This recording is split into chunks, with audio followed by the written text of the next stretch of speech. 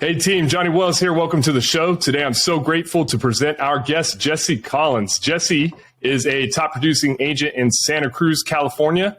In 2018, Jesse moved clear across the country to a highly competitive market and built his business from scratch, purely off cold calling.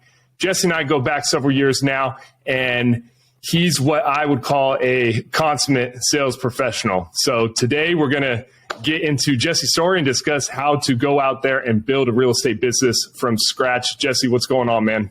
Not too much. Thanks for having me, Johnny. Good to see you. Yeah, thanks for coming on, brother. I appreciate you. So yeah, I think, what is it? You've closed maybe 12 million this year from just cold calls? This year was my biggest year so far, and I did 12 and a half in transaction volume. And I would say 90% of that was cold calls. Yeah. And how many calls have you made? Up to this date, roughly 40,000. There was a period of time where I wasn't tracking my numbers, so probably a little over that. But since I've been tracking them, about 40,000. 40,000, man. That's a grind. You know, at first it was rough, but now I've learned to love it. So I actually enjoy it, and it's not as bad as it sounds. Okay, cool, man. So, hey, take us back a little bit. Let's start. What got you into real estate? So I was working in the medical device field, and I had bought a house before that I was in the military. And when the market crashed and bottomed out in 2010, I bought my first home. And when I moved for a medical device, I started renting that out. So I became a landlord. I had to do a lot of things like fixing water heaters, redid the kitchen, whatnot. So I had experience in buying a house. I had experience in updating homes. And then when I got into medical device, kind of full tilt, and I had more money on the side, I purchased a home in Atlanta that was basically a teardown. And I started paying people to do renovations there. But, after 6 years of medical device doing trauma on call, I kind of burned out there, and I went full into renovating that house. I actually taught myself how to do drywall, how to do plumbing, and a bunch of designing a kitchen from scratch, all off YouTube. So really became fully into that aspect of it, grew a real love for the way homes were designed. I think being in trauma, medical device, and seeing how kind of, bones and structures are done. Medical device is basically like carpentry on humans. I had a really good baseline knowledge of stress points and building from that I could really transfer over into home building and home construction. And it really kind of clicked for me. And so I flipped that house. And at that point, my uncle had called me. He did real estate in Santa Cruz. He was a big agent there for over 20 years, and he had just lost his partner. And he called me up and said, "Hey, would you like to move out here and work in real estate with me here?" And it was kind of the right place, right time, just kind of perfect. And it felt right. So I jumped at that opportunity, and that's when I decided to move across the country to Santa Cruz. Right on. So you and I share that in common. We both got our start in med device. You were in it for 6 years. I think I was in it for almost 8. Super competitive sales, right? Lots of people want to get in it. It's hard to get in. I still get calls to this day, people wanting to ask me questions about how to get their start in there in med device. So what made you move on from that? It's like highly desirable career. A lot of money earning potential. I love that career. There's so many things about medical device that enhance my life to this day that I can fall back on. I would say a couple things. Number one was just the pressure of being on call all the time. Every time I heard my phone ding from a text message, I had this visceral feeling in my gut, like, oh gosh, what's next? Rolling out of bed at 2:00 in the morning from a phone call from a surgeon saying, "Where are you at? Our patient's on the table." Stuff like that. It's just such a high stress job. I can't tell you how many dinners I've had to leave halfway through when I got a call from a hospital, and driving through Washington, D.C. with a foot of snow on the ground at 2 a.m, trying to speed. Yeah. That kind of stress you can only do so long. In fact, I think there's some stats out there that say the typical trauma rep only lasts 3 years. So I take pride in that I doubled that stat. But number two was, with the state of the medical device industry, I saw a lot of Hospitals were going to dual and single vendor systems instead of having multiple vendors. And what that means is they're basically cutting their cost by forcing vendors who have a full spread of medical device products. They'll basically say, hey, we'll go directly to you only if you drop your price by 50%. So commissions were being cut right there. And also my general manager broke my trust in a way that there was a former agent, when they gave me my territory, the former agent there had a existing relationship with one of the buyers there, and they were trying to set up a big product purchase behind my back, and didn't even tell me about it in my territory that I've been given. So, I think that trust with your employees is everything. And once that trust was broken, I kind of felt like it was time to move on. It's a super cutthroat job, and I was in it, roughly the same amount of time. And as you know, I was in the joint reconstruction side of it. So, but still on call, I was on call for 7 years, just a lot less of the middle of the night calls. But I don't know about you, but I slept with my phone on my pillow next to my head with like the volume on loud for fear of just missing a text, because surgeons would just send you a text in the middle of the night and expect that you would, read it. I did the same thing. I would keep it under my pillow, actually. And I got so good at hearing a text and waking up. It was so automatic. Oh man, it took me about a year, I feel, for like my nervous system to kind of like reset after I got out of med device, to where I didn't need to like check my phone and hearing like like phantom rings, or phantom vibrations, like you check your pocket like every 5 minutes and there's nothing there. Yep, I've been there. I understood exactly what that's like. Yep. Cool, man. So 2018, you relocate to Santa Cruz, just kind of fortuitous timing. Your uncle is, a great kind of mentorship opportunity, it sounds like. And, but you're going to an entirely new place, right? I mean, you don't know anyone other than your uncle in Santa Cruz. You don't have this like sphere of influence, how do you make sense of that? And how do you start a business there? I thought that it was going to be a benefit and a drawback. I think the benefit is that it forces you to be very proactive in building a network, and it forces you to understand that. I think if you grew up in a town and you have a big network of people already, then maybe you're tempted to fall back on referrals and not prospect as hard. So I think that can be a crutch for some people. For me, it really motivated me to get out there. And I think I formulated a business plan from day one on how I was going to do that. And I really executed. And I think it was, I had a fire in my belly to make sure I did that. And I understood the importance of building and marketing to a database from day one. So for me, it was a challenge, but it was also a motivator. So what's especially useful, I think, about this for our audience is like, refining this like hard prospecting skill set is useful to everyone. Like, and especially for anyone who's less than optimistic about transaction volumes coming up and they still want to eat, or they don't want to, see their earnings go down too much. At the end of the day, like you have to go find the customers, and having that skill set is essential. Tell us about like, what'd you do?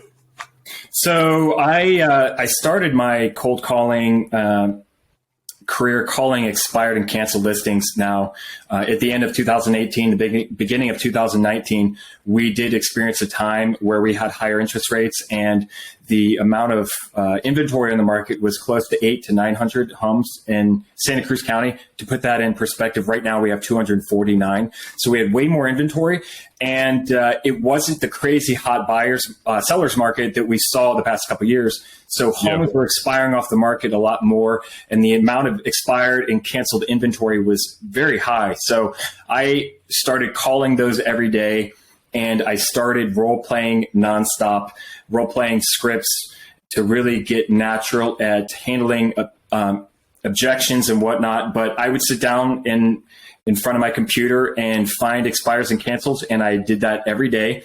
And in fact, within a month, 2.5 months of calling and role playing, I had 2 listings from canceled and expired listings. So that's kind of how I started off that. And that really gave me, and I think a lot of people, when they see canceled and expired listings when they're a new agent, they think, well, if that didn't sell with a former agent, how am I going to sell it because I'm brand new? And I think that is a limiting belief that you just have to throw aside. And I found, first off, when the first property I got, put it on the market, we sold in 7 days, all cash. So for me, it was really eye-opening experience. Like, wow, I can do this. And this is really a good way to build my business. So that kind of got me going and really motivated me right there. Yeah, one thing I want to touch on, and just not to lose it, is, to that agent who's, worried about selling a property that already failed to sell if they don't feel that they have the necessary skill set, get the listing and find help if you need help, right? Yeah. I mean, take it down yourself if you can, but if you can't, obviously the most important thing is that you deliver for the client. A fraction, a part of the listing is better than no listing at all, right? Mm-hmm. Get someone from your office to help you out. Wouldn't you say? Absolutely there. And, if someone is still trying to sell, they probably are more motivated than they were the first time they listed. So that's a great time to have a discussion about a price decrease. Also, you can look at it you can look at how it was marketed beforehand. If the photos were done with a cell phone, which you see a surprisingly large amount of homes with cell phone photos, if it wasn't staged, there's many ways you can increase the marketing on a property and get it sold. But at the end of the day, if it's something you're really worried about, then maybe talk to an agent who has a lot of experience and bring them in and work with them, maybe cut them in a certain percentage there and really learn from them how to do it and how to get it sold. And I think, getting a half of a commission is better than getting no commission at all. And, at the end of the day, even if it doesn't sell, you can still hold open houses and meet new clients that way. You can get sign calls. There's many other ways to build your business off an existing listing you have. So I would say it's better to get a listing than no listing at all. Yeah, it's all upside once you have the listing. And just tell me your thoughts on this. So like when a listing doesn't sell, it's because it's not priced right. If it was priced low enough, no matter what the problem is, if it was $1, if the home was $1, it would sell, right? So it's not priced right. So having the buyer more motivated now, how does that factor in to the buyer psychology in leading them to the finish line once you get that expired listing? I think a great question to ask that seller is, well, are you okay with it sitting on the, if they're really being dogmatic about the price, then you could say, well, are you okay with it sitting on the market for another 6 months, and people looking, and it getting more stale. Maybe you can find ways to talk about price with them in an intelligent way, comp it out very well, show them the comps that the agent used beforehand that maybe weren't the right comps, show them where that agent made a mistake in pricing the home and show them where it should be. And I think if you do your homework, then you should be able to show that seller where the price should be in an intelligent way that would change the mind. And really that's a skill set you're going to need to sharpen as an agent anyway. So you might as well start now. Yeah, it's all seller psychology at that point. You have to train them to set the appropriate expectations to get them where they need to be so you can be successful. Absolutely. Yeah. Go ahead. And I would say at the end of the day, though, the number one reason a home isn't selling is price. And then you have marketing efforts and everything below that. But it's always going to be price. Yeah, of course. And so how'd you get over the hump with cold calling, of any fear, or was there fear or hesitation? There was a lot of fear, not going to lie, Yeah. And I would say I actually used some mental gymnastics to get over the hump. And this is what I did. My partner, who was my uncle, he had a listing in Seabright, which was this top floor penthouse with these amazing ocean views. And it was the end of 2018. And I thought, what a great way to come up with a reason to door knock the neighborhood than to have a holiday party there and come up with a cool flyer invitation and then door knock the whole neighborhood and invite them there. And then if I'm door knocking, inviting someone to a party, it's not like I'm door knocking and asking them if they want to sell their house. So for me, it was a great first step in getting myself out there and getting over that fear. So what I did is I printed out 500 flyers and I went and door knocked from the river in Santa Cruz. And if you're not from Santa Cruz, you might not understand the geography, but there's this place between the San Lorenzo River and the harbor from Murray Street to the ocean, which is about a block of 500 homes. And I just spent the 2 weeks every day door knocking about 50 to 75 doors, and invited everyone to the party. And we'd actually got probably 25 of those people actually showed up to the party. And then we did a raffle where you wrote your email and you put it in a thing to get a big Magnum wine bottle. So for me, it was a great way to build my database and get over the fear of talking to people. And once I had spent that much time door knocking and being in front of people in person, then the thought of cold calling was much less scary. So I kind of used that to step up to the idea of cold. Yeah. So funny. I do cold showers, right? And I don't, preach this to many people because it's brutal, and I don't think anybody really wants to hear it. But to this day, I've been doing it for a year and a half. I think the only reason that I ever got over the hump to being consistent with it was because my water at first would be even if I turned it on all the way cold, it still had like a little lukewarm in there. So it wasn't that bad. And so but then when I got things fixed, now it's frigid, freezing cold, but I'd already developed the habit. So you kind of you got the habit, you got the rhythm, you put yourself out there, you got talking, it was just kind of a little lukewarm before you go into the freezing cold.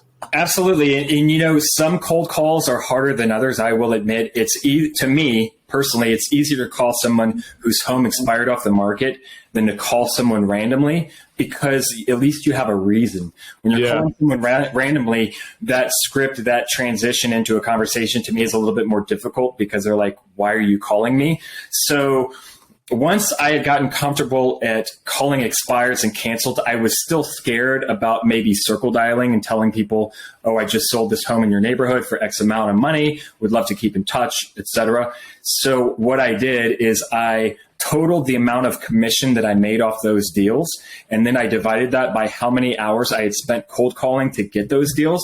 And when I looked at that, I was making around $1,500 an hour. And then I thought, if someone came up to me on the street and said, I'm going to give you $1,500 to call random people for an hour, who would refuse that, right? So then I used kind of that mental gymnastics there to motivate myself into calling people and going that next step, which was calling, circle dialing neighborhoods and telling them I just sold properties. So I'm not sitting here saying it's easy to just go out and cold call people, but there are steps you can do mentally to kind of prepare yourself and get yourself over those humps.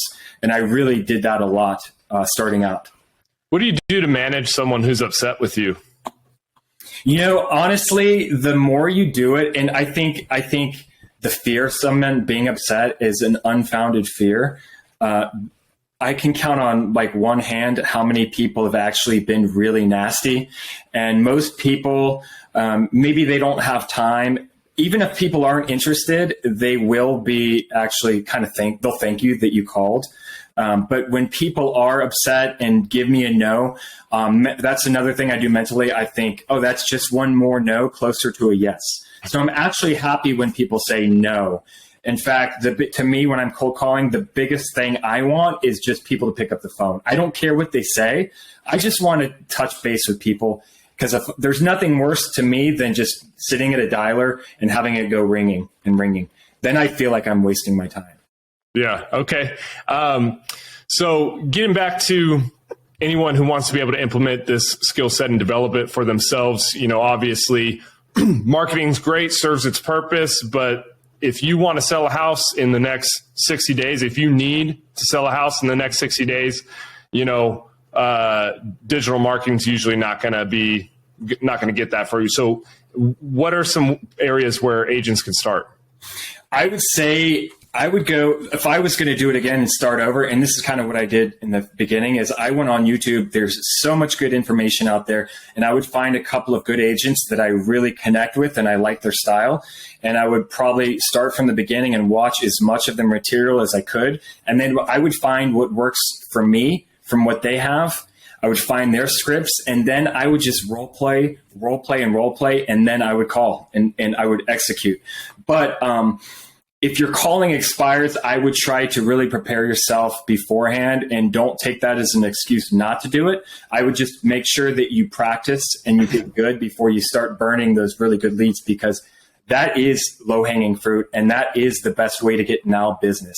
But I would go and see on YouTube if you connect with some people that I really like, are Brandon Mulrennan, Ricky Caruth, Brian Casella. Those are good guys to get started. But find who you like and then implement what they do, and just rip off their methodology and then execute that.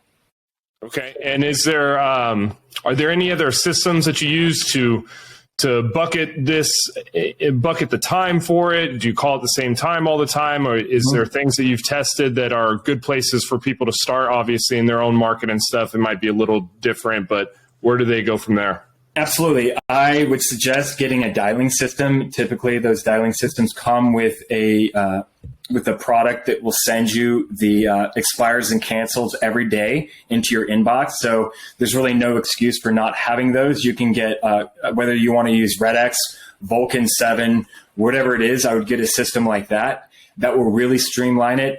Instead of hand dialing, you can use a system that will be dialing it really quickly, so you can save time that way.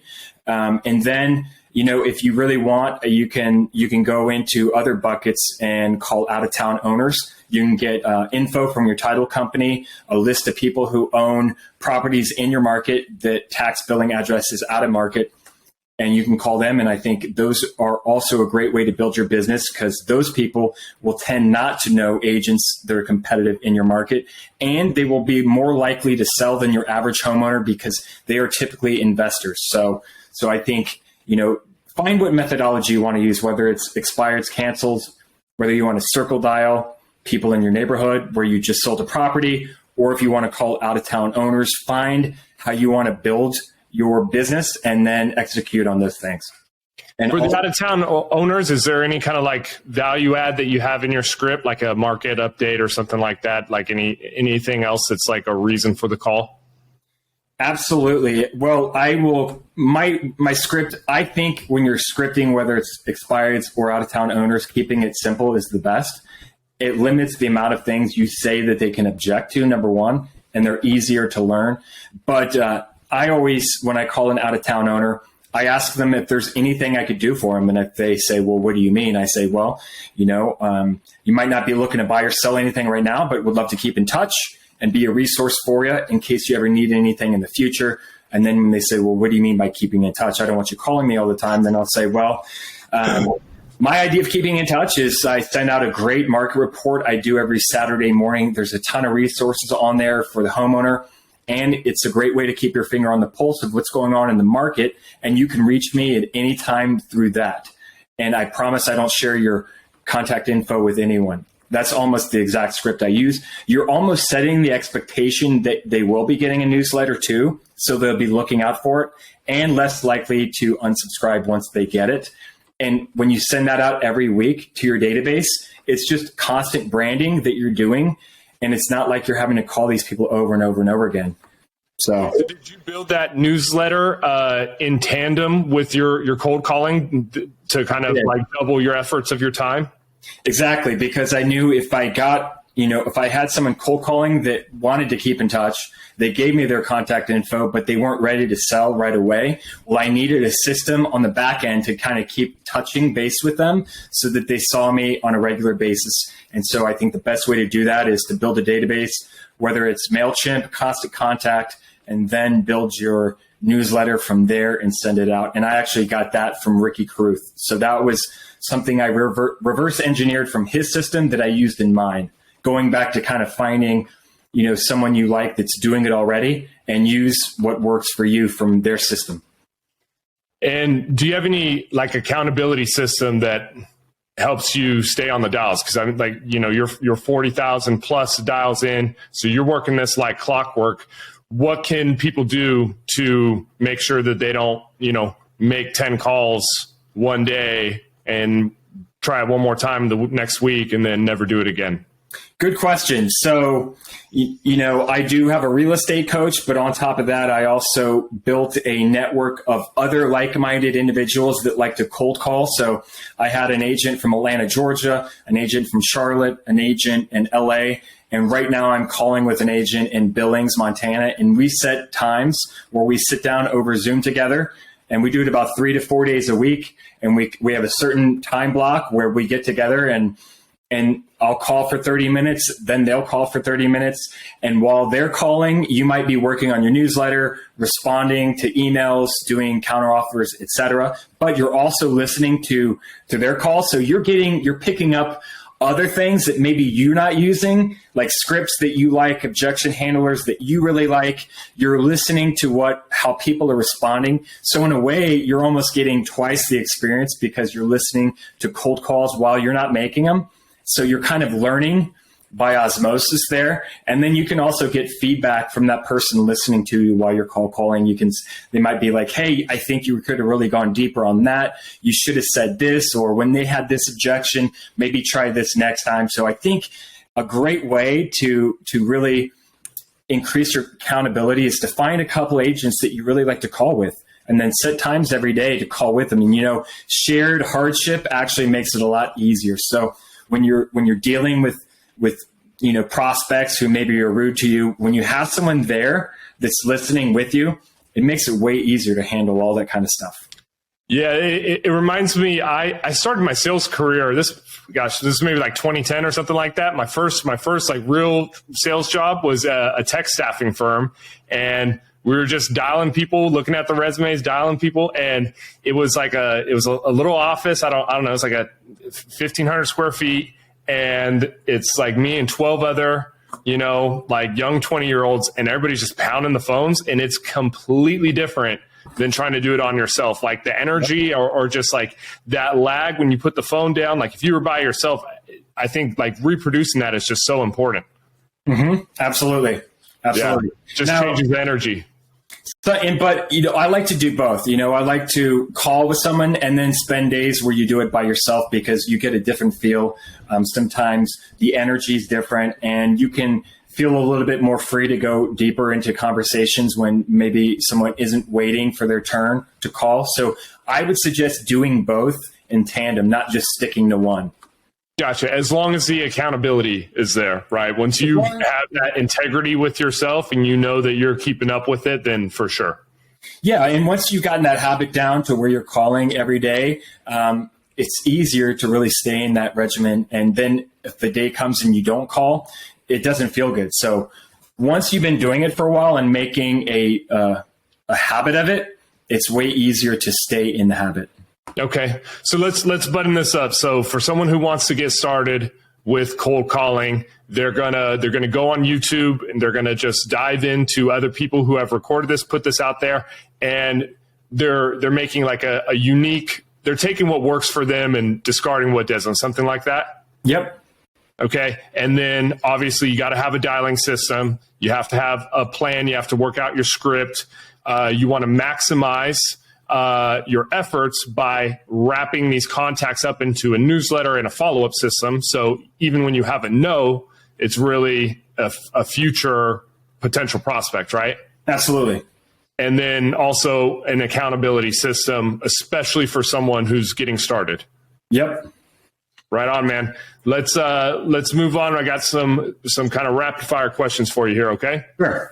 All right. So a key realization I see in my clients just before they're ready to make major progress on their goals is a realization that the skills and hustle that got them here to this level are not the same skills that will get them to the next level. What's your strategy when you hit a plateau? There's a lot to be said about doing things that scare you. And for me, I felt like after 40,000 cold calls, I plateaued somewhat. It's kind of hard to scale calls in a way. So I found that I wanted to dive into what I thought would be the next step, something very complementary to the system I built myself. And for me, something that I've been hesitant to do was really go full into digital content, social media, and making an online presence. I'd been kind of shying away from that. So for me, making that kind of my number one priority going into 2023 is something that I've been working on doing. And it's been difficult learning how to edit and all that kind of stuff. But then once you get into it and start learning that new skill set, it's really fun learning that kind of, it's once you've been cold calling for 4 years in a row, in a way, it kind of becomes stale as the scripts you're using seem a little bit repetitive. So for me, it almost invigorated my business going into something that was difficult and learning. So always staying learning. It's part of keeping a growth mindset is always being willing to learn new skill sets. And so I think that's really important to keep yourself from plateauing. Yeah. So, and I'm hearing something like it's seeking out and embracing discomfort. Absolutely. Well, right. Staying uncomfortable. Yeah. Yeah. When I first started real estate, my motto for the first year of 2019 was to stay uncomfortable. And I would go surfing at night because it was uncomfortable. I would do every weekend. I did open houses because being in front of that many people was uncomfortable. And so for me in 2023 is putting out as much digital content as I can. That feels really uncomfortable. And that's actually what I'm going straight into doing. Get uncomfortable. All right. Yeah. Got it. So here's another thing. I like to say momentum matters because motivation is fleeting. This job can be a grind sometimes. What do you do to keep momentum? Good question. Good question. In a way, I think that motivation is a false god that people rely on because motivation is only motivation when it feels good. But the days when it doesn't feel good and you still do it, that's when discipline kicks in. So my motto is, and it's in the back here, is yeah, see that freedom. And that seems kind of like counterintuitive to people because they say, well, how can you be free if you're kind of locked into being disciplined every day? And my answer to that would be the more disciplined you are in your day-to-day things, the more your life opens up with opportunities and the more freedom you really have. So I would say staying disciplined and being committed to doing things even when it doesn't feel good and when everything in your body is screaming not to. And that kind of keys into staying uncomfortable. But the more you can push yourself into staying disciplined in the hard things, the more your comfort zone really opens up. And it actually, if you do it just a few times, that actually feels really comfortable. So, discomfort is fleeting, right? So yeah, and it's so pointed. I came across this morning and tweeted this out today. Appetite emerges while eating. It's a German proverb, and it basically, the idea is like you just need to go. You just need to do it. Yes, once you get started, that kind of that resistance you feel when you don't want to do something. Well, once you get started, even if you're not doing it very well and you're just beginning to learn, that wall kind of disappears and that resistance kind of goes away. And then that fun you get when you're learning something new starts to build and those little victories you get. So to answer your question, is to focus on the little victories that you're getting while you're learning that new skill set is as much resistance as you feel. Focus on the little wins you're getting. And once those start to add up, that's when that momentum starts to really build. So build your momentum off the little steps, the little wins day by day. Right on. So knowing what you know now, if you had to start all over again, where would you focus?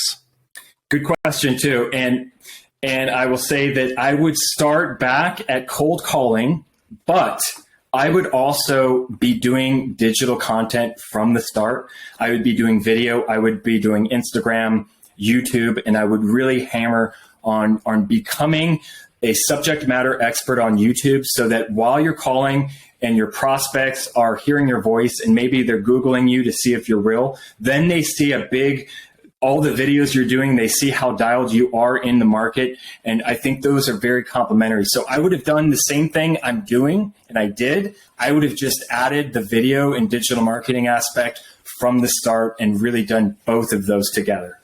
Gotcha. They say, when's the best time to plant a tree, right? Yeah. 30 years ago. 30 years ago. When's the second best time? Right now. Yep. Never too late to start. Yeah, exactly. All right. Here comes another. So what would you say to any agent who's feeling stuck or stagnant? I would really think deep on why you're feeling stuck and stagnant, and it's probably going to lead you to being afraid of something. And I would look really closely at what you're afraid of, what that might be. Are you afraid of putting yourself out there? Are you afraid of making the calls? Are you afraid of putting your content out there for other people to see and judge? Whatever that fear is, be really, really real with yourself. Is that a real fear? And is that a fear that's worth limiting yourself to the potential that you could be realizing in the future? Maybe picture what you really want and make that the focus of your life, and let that fear and those limiting beliefs kind of dissipate, and stop focusing on what you think could go wrong and start focusing on what you want to go right. What can they do to get help? I would say number one is get accountability. Get a real estate coach. Most successful professionals out there, whether they're in real estate, they're in sports, sales, whatever it is, they have a coach. Get someone who's been there before and that can guide you and can keep you accountability, because that's huge. And you don't know what you don't know. And why spend years spinning your tires trying to figure something out when you could pay some money up front to get somebody to really help you and shorten that time that it takes for you really to get you to be where you want to be. And at the end of the day, time is a commodity that we can't create more of, and your time is the most valuable asset you have. So really making the most of the time you have is going to be the best way to get where you want to go.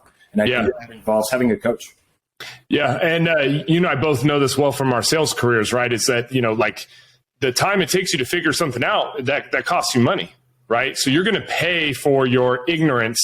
And that's whether ignorance in like how to move forward internally or how to move forward in a business aspect. You're going to pay for that ignorance one way or another, because you're not producing the level that you would be otherwise if you had the answer, if you had the accountability, if you had someone to help you kind of unlock whatever it is that's holding you back. The sooner you get over that hump, the sooner you're producing and you're making more money. Absolutely. 100% agree. Yep.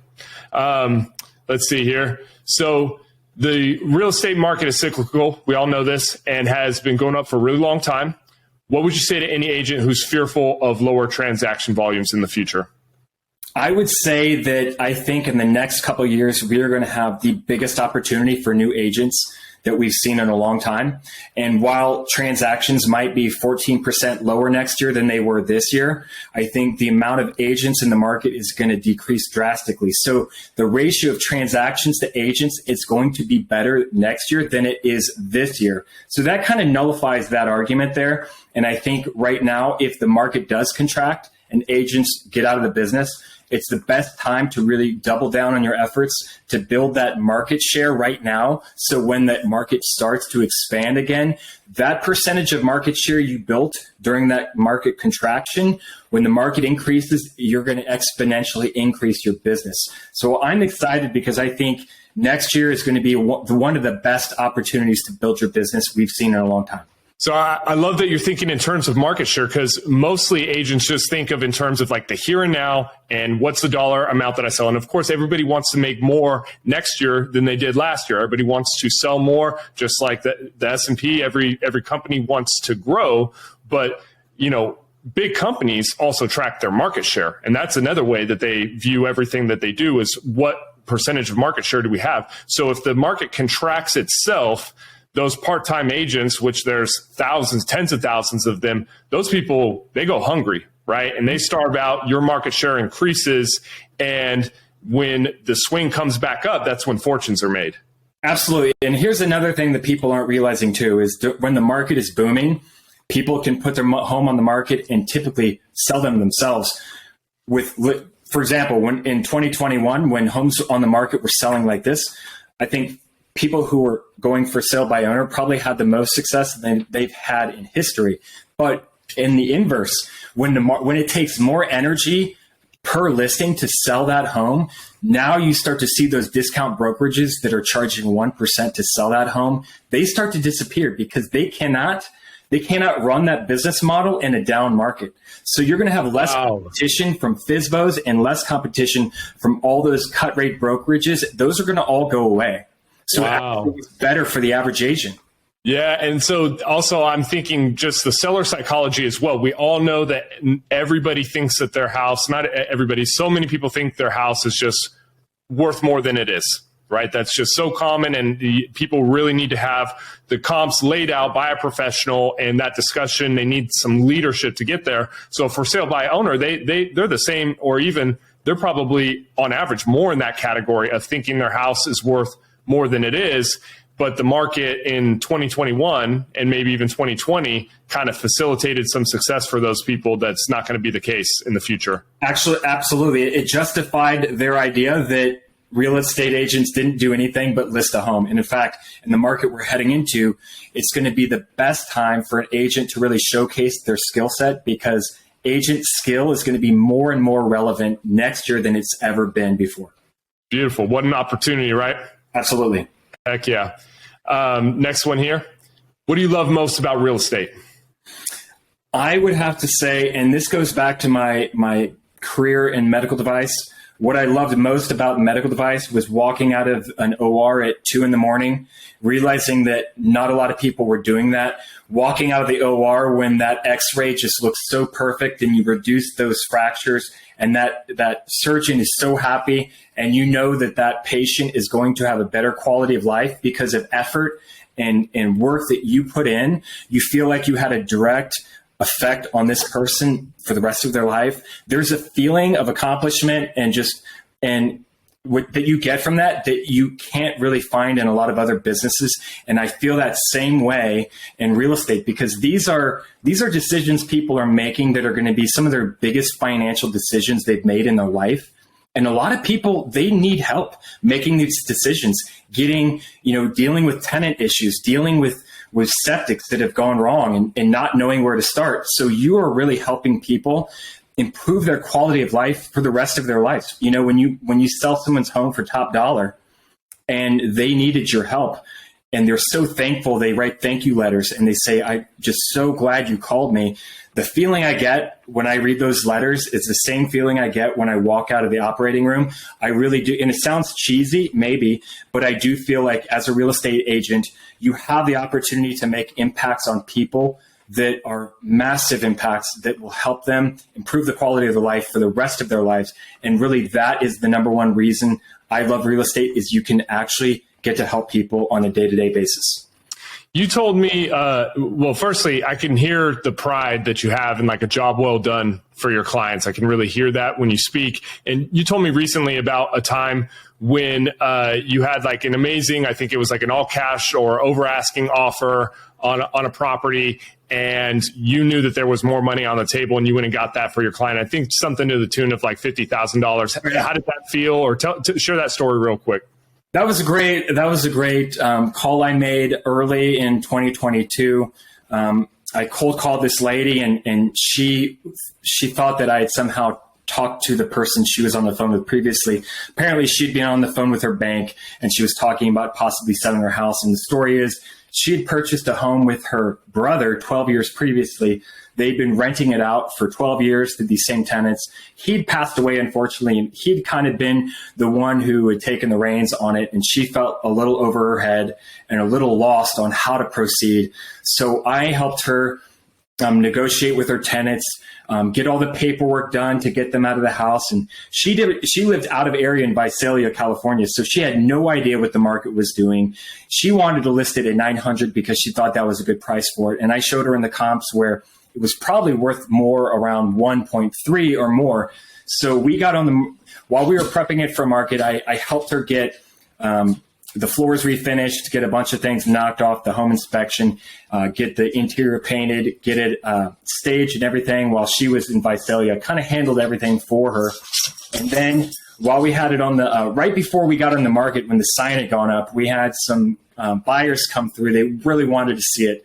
And so I showed them the place while we had stagers kind of setting up the furniture. And their agent wrote us an offer that night for 1.5 all cash, 7-day close. And granted, we were listed at 1.3, so 200,000 over asking. So loved giving her that offer, and she said, "Well, Jesse, I love this offer. It has all the terms I want, and I'm okay with taking this and accepting." And I said, "Well, I think we can get more. I would like to counter them." And she says, "Well, I really don't want to lose this offer, but I trust you." And I said, "I think we should counter him 100,000 over asking, counter him back at 1.6. So we did. And they wrote us back that night for 1.55 all cash. We got another 50,000 over asking for my client, and I think maybe the average agent would have said, 200,000 all cash, let's take it, take the money and run. But I felt like I had the sales acumen to really understand the buyers a little bit better. And I felt in my gut that we wouldn't scare them off and that we could get more money. And I love being able to do that for my client. And she wrote me this amazing letter that was just beautiful. And she said, I consider it my great good fortune that I was at home when you happened to call. So those kind of stories, that's another reason why I love this so much, is because you get to help people that genuinely need your help. Yeah, what a slam dunk, man. That's awesome. And, that probably changed her life, from thinking from a home she thought was worth 900 to one that was priced appropriately to selling for 155. We go almost double what she thought it had been worth. So, being a real estate agent and being able to use your market knowledge to really educate people comes in, is very, very important for the average person because they're not in the market like we are. What would you say is the most significant deal you've closed? Gosh, there's been a lot, but I would say the most significant deal, again, was one I did this year. And it was for a different reason. I really had to compete.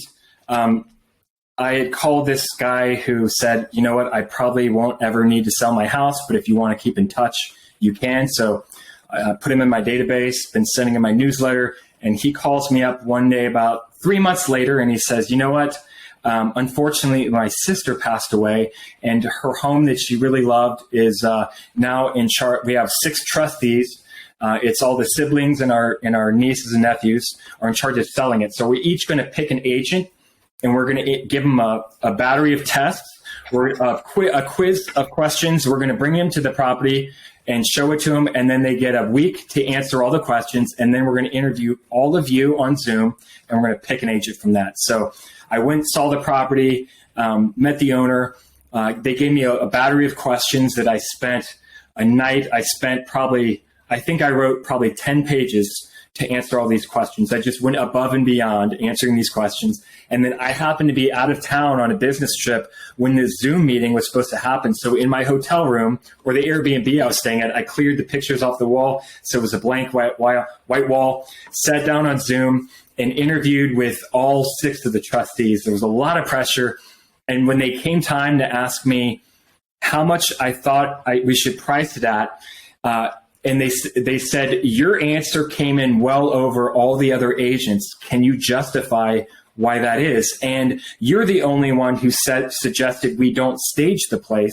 Everyone else said we should stage it professionally and repaint the walls because all the walls were different colors of like peach and mauve and all these different things. Very eclectic." And I said, first off, when I walked into this property, I felt the value immediately, and my gut told me it would go over 9. In fact, if I could afford the price for that property, I would be putting an offer, and I would not be representing you to sell it because I'd be trying to buy it. But in my gut, I know it's going to go past what I can afford, number one. And number 2 is I think if you paint the place, you're going to take everything that really feels special about that place. You have all of her landscaping outside. It's done really nicely, and it kind of connects with the way she decorated inside the house. And I think the best way to showcase this property would be to maybe declutter the interior, but take a few items of furniture that she has and use that to partially stage the place. I think really what shines in this property is the feeling you get when you go in and you experience the love she had for it. I think that's going to go a lot further than just painting the walls white and staging it. Then it looks just like every other property. So they really loved that answer. they hired me to be their agent. And the day that the sign went in the front yard, we got a full price, all cash offer for $925. That was what we listed at. And I said, hey guys, what do you think? Here's an all cash offer. Do you want to accept it? Do you want to go onto the market? And they said, you know what? Considering that, we feel like you were completely right, and let's see what the market will bring. So I had no issue with that. We went on the market and we got multiple offers, and we sold for $980. So I just felt like that whole thing from start to finish really tested my skill set, really allowed me to experience that kind of that sales cycle from start to finish. And I really felt great about being able to get those trustees that full amount of equity from their sister's home that they could, and leave nothing on the table. It sounds like to me that you had the confidence, the experience, the intuition to really advise them. Absolutely. You know, I think what's really important is to trust your gut in a lot of these things. There's a lot of intangibles that you will encounter in the market, and not everything can be read off of the comp sheet. So that's where really being in the market and really having a passion for real estate is going to help you in all these situations. I think the passion at the end of the day is really what shines through and connects with the average buyer or seller. Yeah, being a real professional, and as I know you well, like being a real student of what you do, then that pays dividends clearly over time. Absolutely. You know, it's like the saying goes, you love what you do and you won't work a day in your life. And I honestly feel that way about real estate. I really do love it. Yeah. Heck yeah, man. Jesse, thanks so much for coming on and, sharing your story and really sharing like such a valuable skill set and some starting place for some people that might want to add that to their tool belt. Where can people find you?